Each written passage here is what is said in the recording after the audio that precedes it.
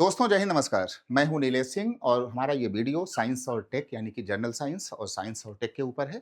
तो जो बच्चे हमारे सीडीएस वाले हैं, एनडीए वाले हैं, यूपीएससी वाले हैं या फिर जनरल साइंस वाले, जहां जहां साइंस आती है, ये वीडियो आपको देखना चाहिए क्योंकि यहीं से आपके साइंस की पकड़ की शुरुआत होती है।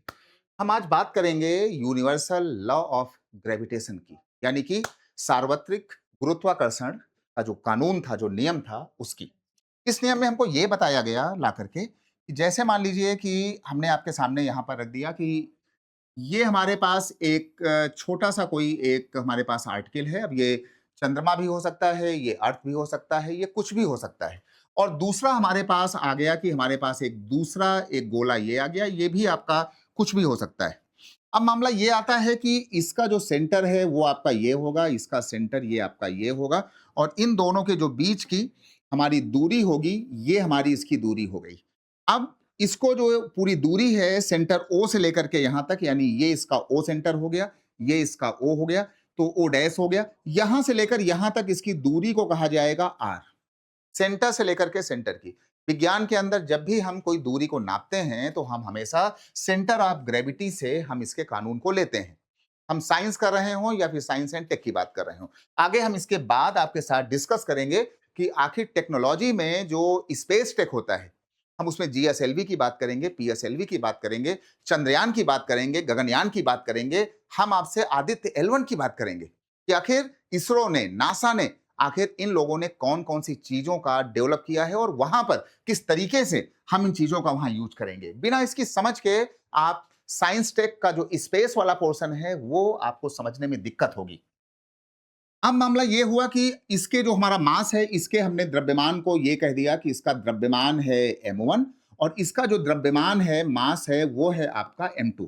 अच्छा, न्यूटन ने बताया था कि दुनिया के अंदर जो भी हमारे दो आर्टिकल होंगे, अगर हम ये पेन ले लें और एक कोई हम आर्टिकल और ले लें, तो वो आपस में एक दूसरे को खींचते हैं। यानी कि ये वाला इसको खींचेगा और ये वाला आपका इसको खींचेगा। इनके बीच में हमेशा एक पुल लगेगा, एक अट्रैक्शन फोर्स लगेगा और उस अट्रैक्शन फोर्स को कहा गया एफ, यानी जो फोर्स है, जो बल है, इसमें खिंचाव होगा। चाहे छोटा हो, चाहे हम धरती पर खड़े हों, तो धरती जो है वो हमें खींच रही है। अगर हमने अपना हाथ ऐसे किया हुआ है तो हमारे हाथ को धरती अपनी तरफ खींच रही है। अगर हमने ये पेन को पकड़ा हुआ है तो इस छोटे से m1 मास के पेन को हमारी जो अर्थ है वो इसको अपनी तरफ पुल कर रही है और अर्थ को पुल कर रहा है आपका जो सन होता है, वो उसको खींच रहा है। सन को पृथ्वी खींच रही है, पृथ्वी को चंद्रमा खींच रहा है, चंद्रमा को सन खींच रहा है, सन मून को खींच रहा है। न्यूटन ने कहा कि ये जो भी दुनिया की दो बॉडीज हैं उनमें आपस में एक पुल जरूर होगा। अब इसके बाद न्यूटन ने कहा कि भाई ये जो फोर्स लग रहा है, ये फोर्स नंबर वन क्या कहा गया, ये जो फोर्स है ये समानुपाती होगा, इन दोनों जो मासेस हैं उनके गुणनफल के समानुपाती होगा। चाहे कुछ भी आ जाए, इसमें कुछ भी हो सकता है। इसमें गगनयान, आदित्य एल1 या फिर अर्थ या मून या हम या आप, कुछ भी हो सकते हैं।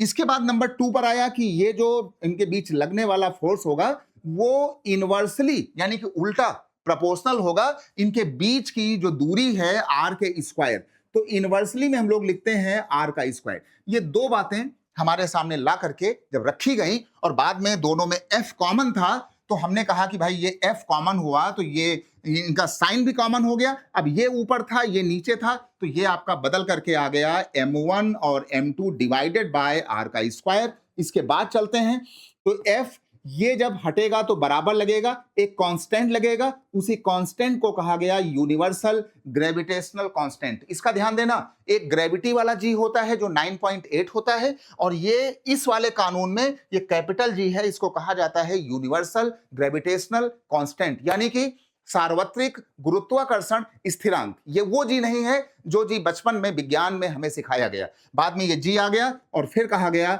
m1 m2 और डिवाइडेड बाय आर स्क्वायर। सभी जो बच्चे हैं वो इस वाली बात को बहुत ही ढंग से, बहुत ध्यान से आपको यहां बना के रखना है।